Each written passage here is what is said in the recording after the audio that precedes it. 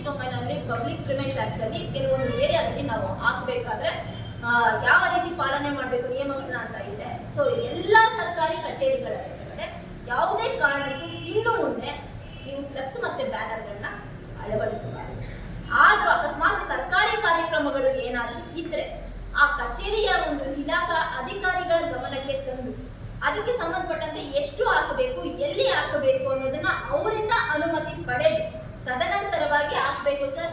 ಇದೇನಾದ್ರೂ ಅನುಮತಿ ಪತ್ರ ಏನು ಸರ್ಕಾರಿ, ಇವಾಗ ನಮ್ಮ ಇಲಾಖೆ ಕಚೇರಿನಲ್ಲಿ ನಮ್ಮ ಇಲಾಖಾ ಪ್ರೋಗ್ರಾಮ್ಸ್ ಇರುತ್ತೆ, ಅಥವಾ ಸರ್ಕಾರಿ ಇದು BO ಆಫೀಸ್ ಆಗಿರ್ಬೋದು, ಕಾರ್ಯನಿರ್ವಾಹಕ ಅಧಿಕಾರಿ ಕಚೇರಿಗಳಾಗಿರ್ಬೋದು, CPI ಆಗಿರ್ಬೋದು, ಎನಿ ಡಿಪಾರ್ಟ್ಮೆಂಟ್ ಅಲ್ಲಿ ಅವರ ಒಂದು ಇಲಾಖಾ ಪ್ರೋಗ್ರಾಮ್ಗಳದ್ದು ಅದು ಏನು ಫ್ಲೆಕ್ಸ್ಗಳಲ್ಲಿ ಅಳವಡಿಸಬೇಕು ಅಂತ ಅನ್ನೋ ಅವಕಾಶಗಳು ಬಂದಾಗ ಆ ಇಲಾಖಾ ಹೆಡ್ಗಳನ್ನ ಸಂಪರ್ಕ ಮಾಡಿ ನೀವು ಅಳವಡಿಸಬೇಕಾಗುತ್ತೆ.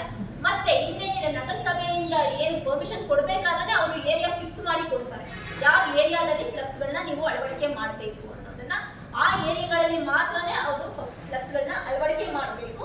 ಮತ್ತೆ ಏನೇ ಪ್ರೋಗ್ರಾಮ್ ಮಾಡಬೇಕಾದ್ರೆ, ಇವಾಗ ಫಾರ್ ಎಕ್ಸಾಂಪಲ್ ಒಂದು ಇವೆಂಟ್ ಇವತ್ತಿದೆ ಅಂತಂದ್ರೆ ನೀವು ಹಿಂದಿನ ದಿನ ಒಂದು ದಿನ ಹಾಕಬೇಕು, ಮತ್ತೆ ಇವೆಂಟ್ ಒಂದು ದಿನ ಇರುತ್ತೆ, ನೆಕ್ಸ್ಟ್ ಡೇ ಒಂದು ದಿನ, 3 ದಿನ ಕಾಲಾವಕಾಶ ನಾವು ಕೊಡ್ತೀವಿ. ಈಗ ಸಂಕ್ರಾಂತಿ ಹಬ್ಬ ಯಾವತ್ತಿದೆ, 14ನೇ ತಾರೀಕಿದೆ, ಇವತ್ತೇ ನಮ್ಮ ಆಫೀಸ್ ಮುಂದೆ ಎಷ್ಟು ಫ್ಲೆಕ್ಸ್ಗಳನ್ನ ಹಾಕಿದ್ದೀರಾ? ಇದು ಅನುಚಿತ ವರ್ತನೆ ಅಂತ ನಾನು ಭಾವಿಸ್ತೀನಿ. ಹಿಂದೆ ನಾವು ಆಲ್ರೆಡಿ ಒಂದು ಸಲ ನಿಮ್ಮೆಲ್ಲರಿಗೂ ಕಮ್ಯುನಿಕೇಟ್ ಮಾಡಿದ್ವಿ, ನೋಡಿ ದಯಮಾಡಿ ಸರ್ಕಾರಿ ಕಚೇರಿಗಳ ಎದುರುಗಡೆ ಹಾಕ್ಬೇಡಿ ಅಂದ್ಬಿಟ್ಟು ಗಣೇಶನ ಒಂದು ಮೀಟಿಂಗ್ ಅಲ್ಲಿ ನಾನು ಮನವರಿಕೆ ಮಾಡಿಕೊಟ್ಟಿದ್ದೆ.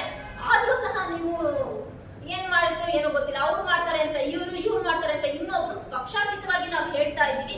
ನೀವುಗಳು ಮಾಡುವಂತದ್ದನ್ನ ರಾಜಕೀಯ ಮುಖಂಡರುಗಳು ಫೇಸ್ ಮಾಡ್ಬೇಕಾಗತ್ತೆ, ಮತ್ತೆ ನಾವು ಅಧಿಕಾರಿಗಳು ಫೇಸ್ ಮಾಡ್ಬೇಕಾಗತ್ತೆ. ಇದ್ರಲ್ಲಿ ಯಾರ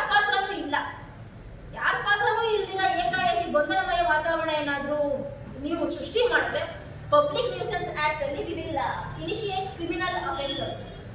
ಉದ್ದೇಶಪೂರ್ವಕವಾಗಿ ಏನಾದ್ರೂ ನೀವು ಗೊಂದಲಮಯ ವಾತಾವರಣ ಸೃಷ್ಟಿ ಮಾಡಿದ್ರೆ ನೀವು ಅದಕ್ಕೆ ನೆಕ್ಸ್ಟ್ ಪರಿಣಾಮನ ಎದುರಿಸಬೇಕಾಗುತ್ತೆ. ಇದಕ್ಕೆ ಸಂಬಂಧಪಟ್ಟಂಗೆ ಇನ್ನೂ ಹೆಚ್ಚು